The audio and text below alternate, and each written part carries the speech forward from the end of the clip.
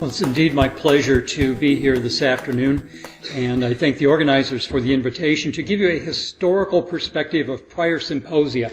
My job here is really to set the stage. This is the 5th year that we've had the NIAA Antibiotic Symposium, and I know not everybody has had the opportunity to attend all 5 sessions.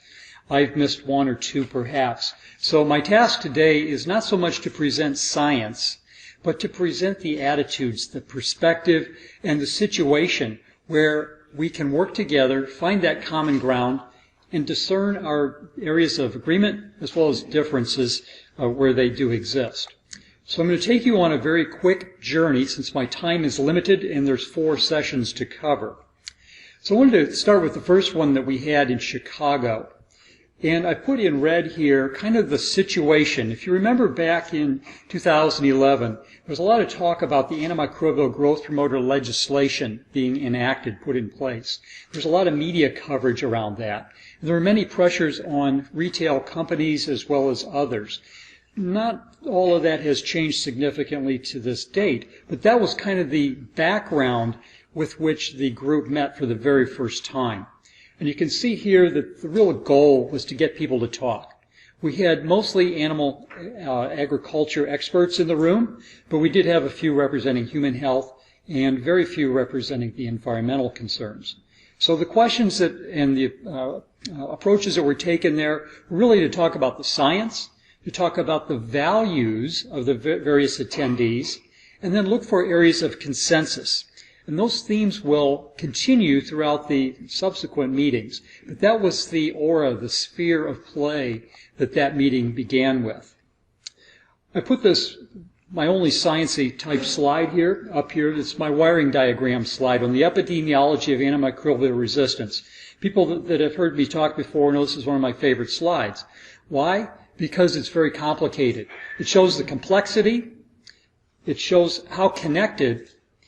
And it also offers us the opportunity to talk a little bit about communication. How do we communicate something that's so complex to the public, to the consumer groups, to the general public? So I won't go into all the details, but you can see I've got 2 boxes with green, which would be the aquaculture and the food animals. If you think in terms of that's where the drug exposure happens, the bug and the drug intersect. That middle yellow box there is food, so things become animals to food. Foodborne exposure can transfer into people in that red box. That's really the issue, foodborne transmission. And if you think about that, it's a 3-step process of risk assessment, release, exposure, and consequence. Dr. Scott Hurd brought that to our attention in that very first meeting. His presence is definitely missed with his passing. But this is his legacy, the risk assessment approach. And I highlight this because as we talk about metrics, we need to keep in mind causality versus association. We need to make sure that the things we see in those green boxes are actually connected and causally connected to the yellow and then to the red. It's just one of those things that I think might be overlooked as we talk in the very grassroots level, but keep in mind this 30,000-foot level. What we don't have any boxes around are all those little arrows there between the top and the bottom green boxes, the environment. That's still a section, a gap that exists, but we do have a speaker today to cover some of the environmental pieces. So in a One Health setting, we have animals, we have people, and the environment. So I'm not going to go through all these discussion points because if you go to the NIAA website, there are white papers for each of the 4 preceding meetings, which contain very good summaries, references, and other materials there. So I'm not going to get into the science portion of that, but just give you a flavor on these slides without getting into the nitty-gritty details of what was covered. So we talked about human health implications and their connection on antibiotic used in food animals and then making their way to people. You guys can read it a lot faster than I can speak it, so I won't get into all of that. We talked about regulatory oversight and risk mitigation.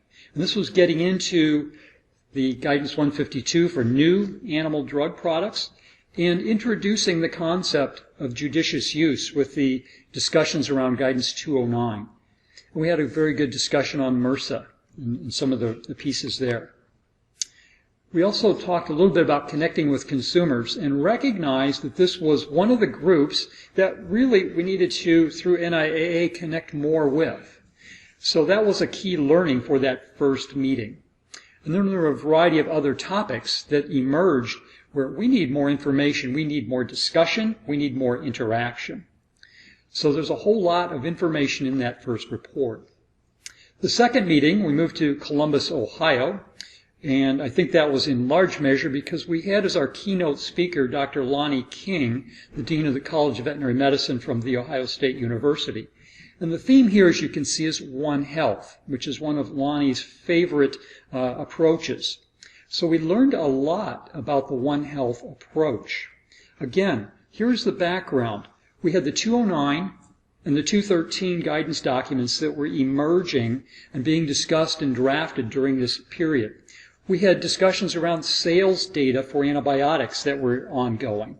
And then this One Health theme was starting to emerge as well. So that was kind of the backdrop for the meeting that we had in November 2012. Again, the end goals here, let's talk to each other. You can see that many of those are all about relationships and finding common ground.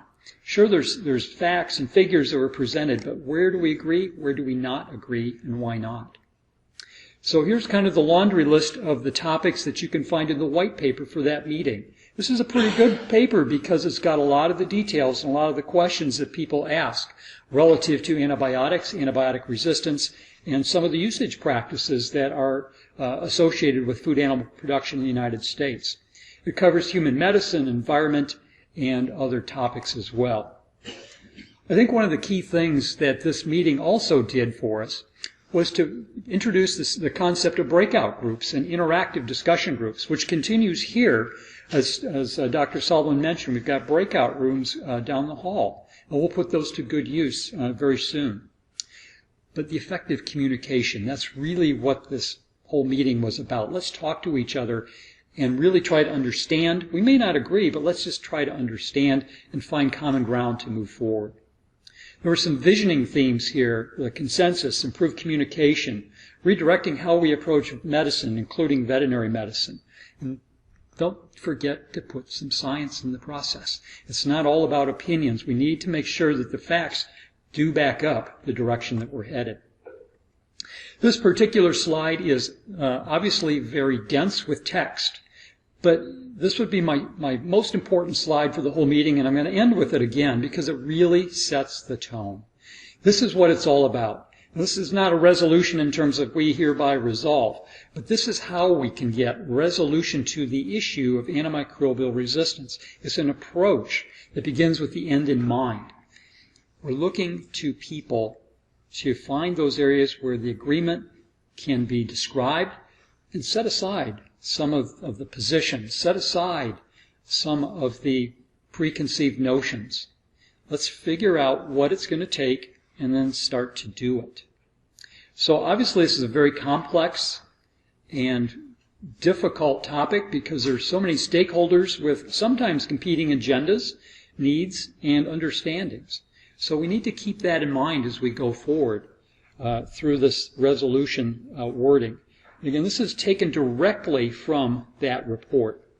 And it concludes with the One Health theme. In the One Health meetings I've been involved with, there's a spirit of camaraderie, collaboration, and forward thinking. And let's bring that to this meeting the next few days. The third meeting was in Kansas City. This was again framed by the backdrop of the CDC's threat report. This was the ranking of the threats from antimicrobial resistant bacteria. There was also media coverage that was a big deal at that time, the frontline coverage that was seen on national TV. So the AMR awareness was very high because of all these things going on. And this is on top of the continuing discussions around the guidance documents, the sales data, etc. So basically, it wasn't hard for the goals of this meeting. Let's just keep talking because there's a lot more to talk about. One of the things that came out of this meeting was the sales data in terms of the overlap, what's used in human medicine, what's used in animal agriculture. So there's a lot of discussion around that. I won't get into all the details for lack of time here. But some of the definitions, the wording, and the understanding still plague us a little bit as we go forward in some of our discussions. So we do need to be careful with our words. One of the things that I'd mentioned earlier is getting more consumer input. And this meeting really was able to bring that forward, where we had a number of different consumer concerns and perceptions expressed. And I tried to capture a few of these phrases here just to kind of give you a sense. For lack of space, it's not really well worded, but you can kind of see where there's an avoidance that was brought up. It might be bad, then let's not use it. Maybe it's a little precautionary principle approach, but animal welfare is important. Agribusiness is not trustworthy. These are things that people are bringing forward. We need to talk about them. It may be painful for some of us that have said, well, that can't be, that's not right. Well, you need to hear it. You need to respond to it and understand it. That is the value of the dialogue. The antibiotic resistance piece is still viewed as very complicated, and it always will be. So when we simplify it and the one size fits all and try to solve it that way, it's going to be very, very difficult to really see progress because it's not going to be that easy.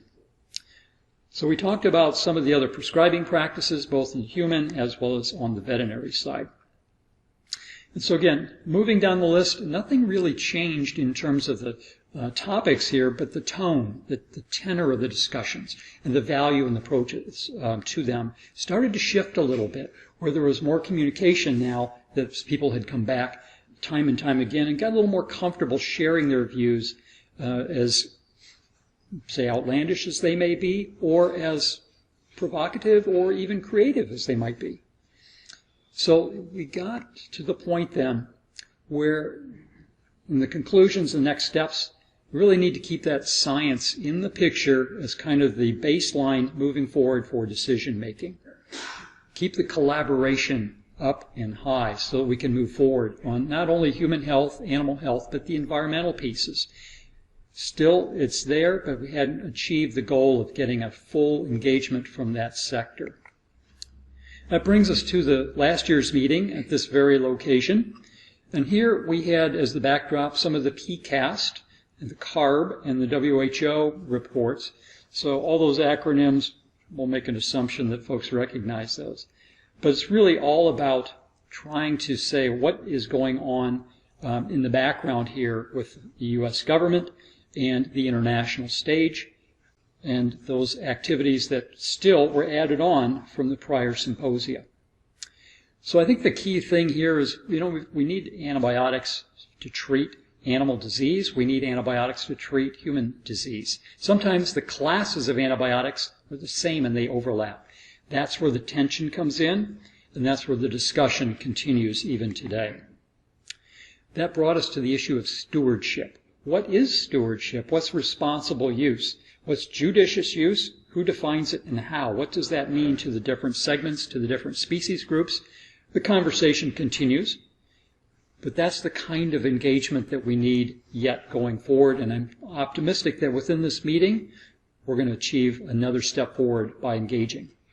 We did introduce companion animal health. Now I know that this is the animal agriculture, so we'll just set that aside, but it is involved in terms of overall antimicrobial resistance. So I'll just kind of put that out there as a little sidebar.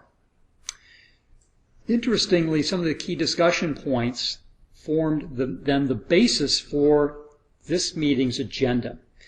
Going back to metrics of success to minimize resistance, we had the clinical outcomes versus the process outcomes and process goals.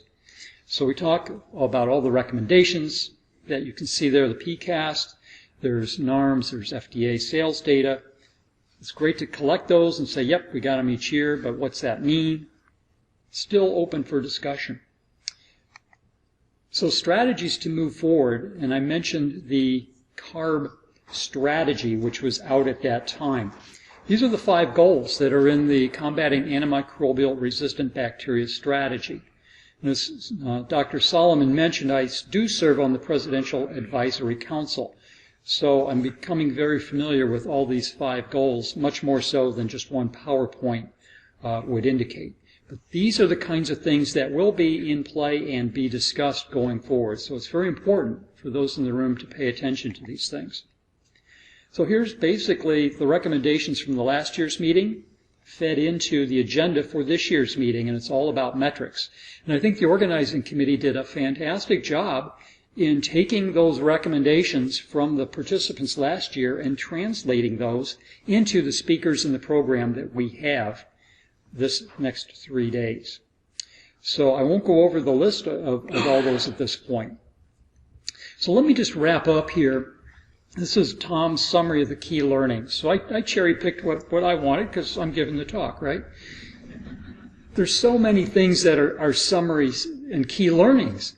But I did want to come back to that theme of the risk assessment and the complexity of that wiring diagram. Keep that in mind as we go forward today. The causality is key. And I put the Campylobacter example there.